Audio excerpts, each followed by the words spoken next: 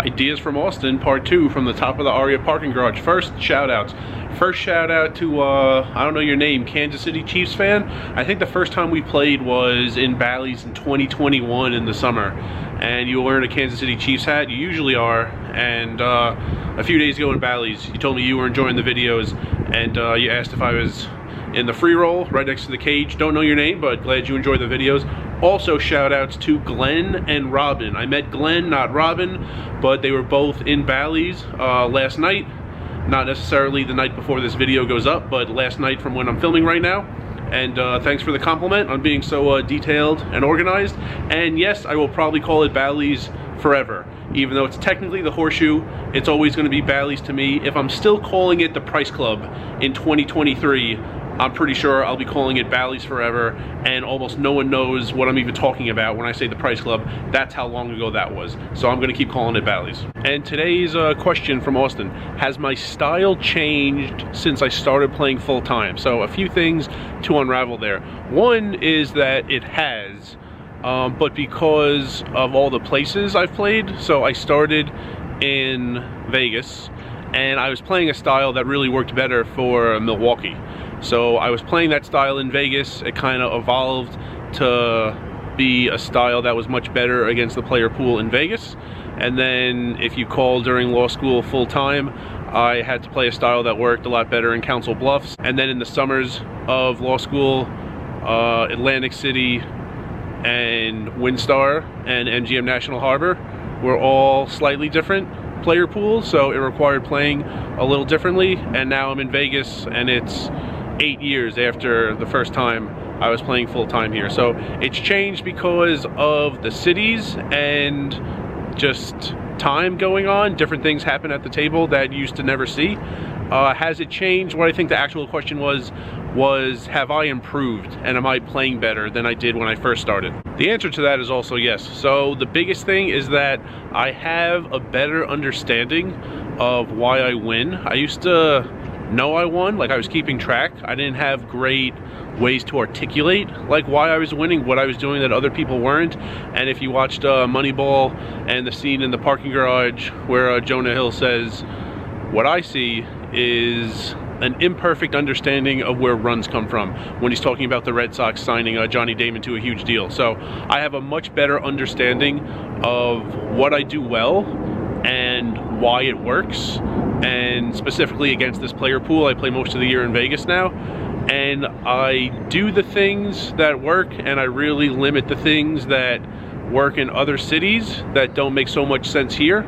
And an example is like Baltimore. Say you have an overpair and there's a board that's like 10-4-4. Just get all in. Get all in as quickly as you can. People will get all, say you have aces on 10-4-4. People will get all in with kings, with queens, with jacks, with 10x, and yeah, with a 4 every once in a while. They'll have trips every once in a while, but they'll have so many more hands that not only are you ahead of, that have so few ways of improving. You know, 10-9 can't hit a 9. It's already counterfeited. Jacks only has 2 outs. They're gonna get all in with worse hands that can barely improve. So just get all in every single time, and all right, a little bit of the time you'll lose to trip 4s, no big deal. Out here, you can't do that. I put up that video of only in Las Vegas, jacks folded on a 5-high board to a $15 bet.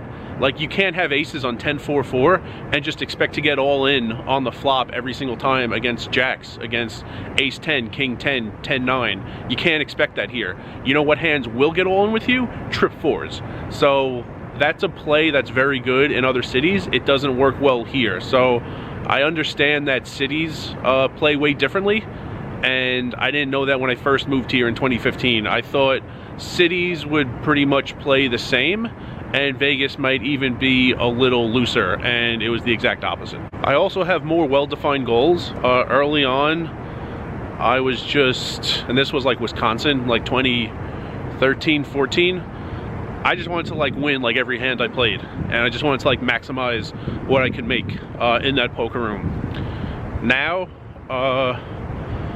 I want to maximize my winnings within a certain volatility threshold, and I actually don't want poker to like consume me off the table. I did a lot of studying in Wisconsin, and even when I first moved here to play full-time in 2015, just original hand histories I would think about like all day. I would write them out at the end of the day, and I would spend like weeks looking back to see, you know, have I changed this? Have I improved? I used to do this poorly. How many times has this situation come up lately, and am I playing it better? Don't really do that so much anymore. I know the skill level that I have, and I know what I can make, and I'm not looking to do more than that. So study has definitely decreased in the past 8 years. And one last thing is that I'm better. It has nothing to do with cities, just playing a lot and getting better myself. I know what I'm trying to represent every hand. You know, I used to play hands early on, and if just no one seemed interested, I would take a stab at it. And whether or not it made sense for me to be representing anything, I'm just like, they don't look interested in the pot, I'll bet, and this bluff should work. And when they didn't, I'm like, why didn't that work? I didn't really understand, because they seemed to be in like a folding mode, and they would call, and eventually I realized, well, I was kind of checking the whole way also. What does it look like I have? So with value hands, for deception, with bluffs, I mean always for deception I guess, but with bluffs and value hands, I understand from pre-flop what I look like to my opponent, and I understand what I'm trying to represent. You need to make sense, whether you're going to win the hand with showdown, whether you're trying to win the hand at showdown, or whether you're trying to win the hand as a bluff.